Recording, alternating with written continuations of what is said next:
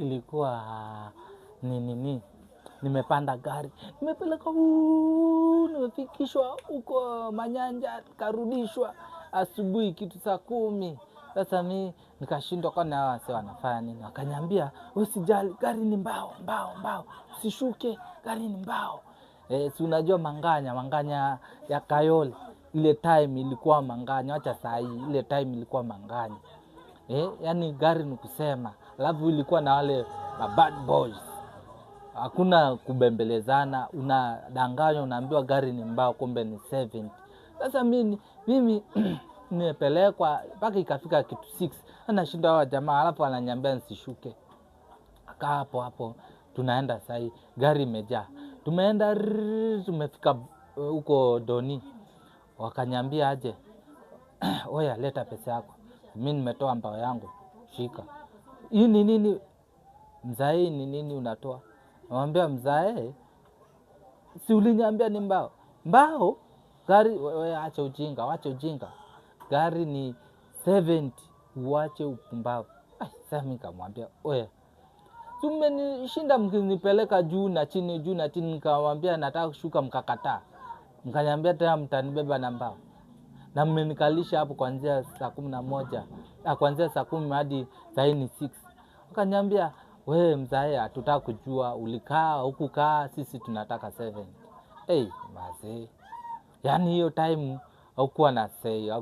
Wacha saa hii at least wameleta, yaani wamenyoroka ni wengine tu wamebaki walagai. Lakini hiyo time sasa mimi nilikuwa kichwa ngumu.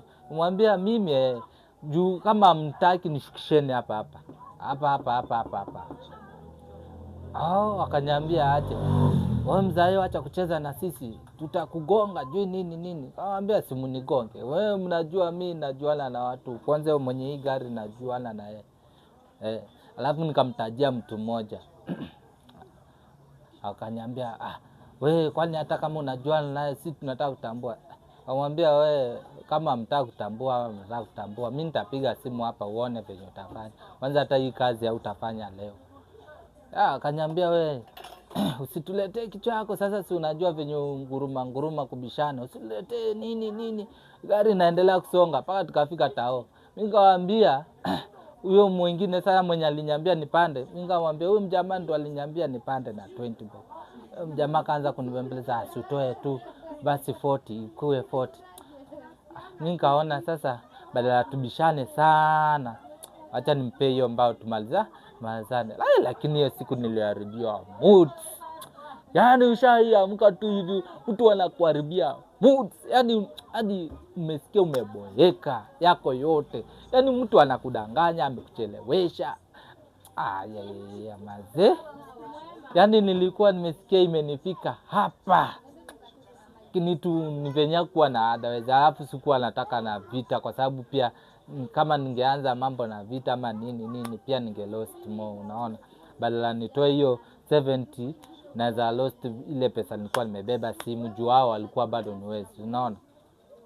So kitu yenye iliniokolea juu nilitaja watu fulani wa hiyo sehemu wanatengenezea hiyo gari, na wanajuana na huyo msee mwenye gari. Wakashukisha mori zao, akaanza kunibembeleza hapo. Lakini hiyo time kulikuwa baya, unaambiwa gari ni 10 bob, kumbe gari ni 80. Yaani walikuwa tu na haja wanakudanganya uingie, lakini ukiingia kama wewe hauna kitu, utachapwa, unyang'anywa hata yenye umebeba kila kitu. Hiyo time ilikuwa tu mbaya. Kwanza venye nganya zilikuwa Kayole kusema, kulikuwa kubaya, very bad. Yes, that is my story. Mimi nakwambia basi, hapa ndio story, utapata ma story mob. Kwa hivyo ni follow. Anytime nimeupload utapata story zangu zinakuja. Kila siku mimi nitakuwa nakuachilia story.